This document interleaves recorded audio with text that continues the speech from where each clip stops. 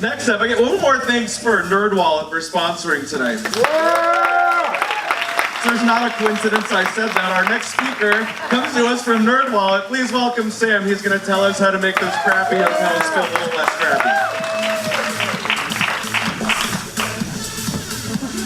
See there? All right. So earlier last year, I sold all my stuff, I quit my job, and I moved into that. It's a 1991 Mitsubishi Delica. Really? All right. Yeah. So I started #van life. And when I started it, I was like, I'll do this for summer, and then I'll get a real job, and I'll have to settle down. But I got a real job at NerdWallet, and I'm still living in the van. So I think this is just what I do now. I'm the guy who lives in a van.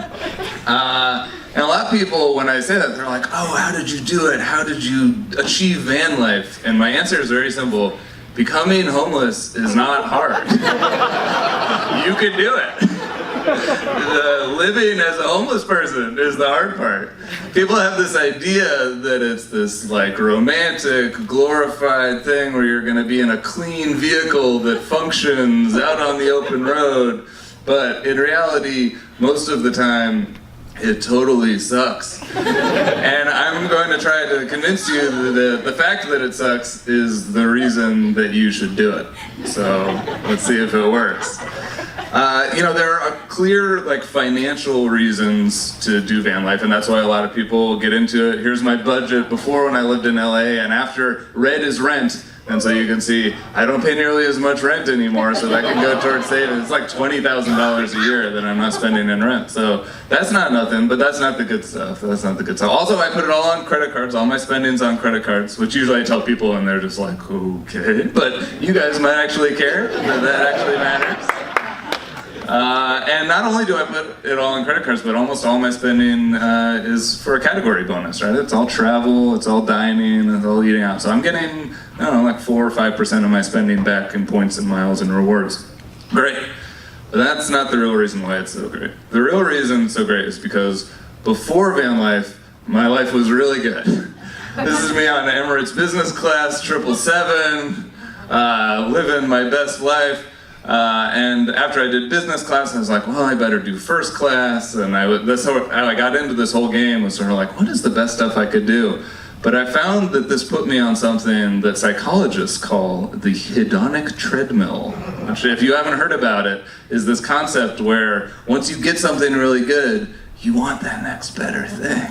And you're always searching for the next most luxurious experience that you can get, and you're never satisfied with what you have. And so it's very unsatisfying to be on the hedonic treadmill.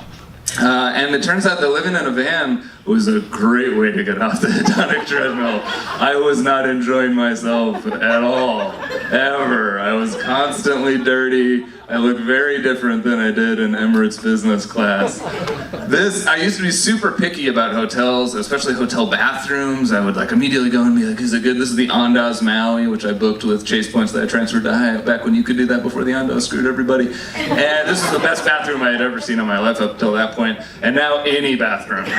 Any bathroom is the best bathroom I've ever seen. If it shoots hot water at my body, it's the best, most magical experience I've ever had.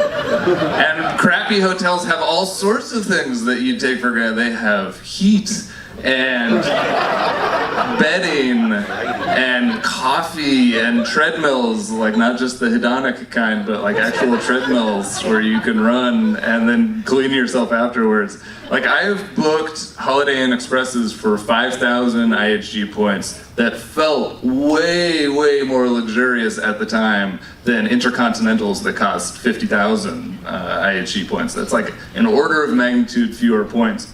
But of course, van life isn't for everyone, and if you want to get off the hedonic treadmill, you can get into minimalism, or you could live overseas somewhere, or you could actually live within a budget if you're a superhero or something. You don't have to move out to the woods, or to a monastery, or to a van.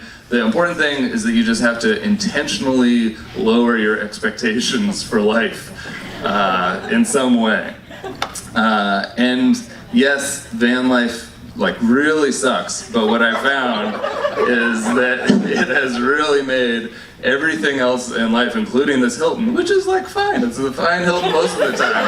But for me, this is like, oh my God. So my 3 takeaways are: luxury's a treadmill, get off of it. The best way to do that is to lower your standards, and the crappier you make your life, the better your life will be. Thank you very much.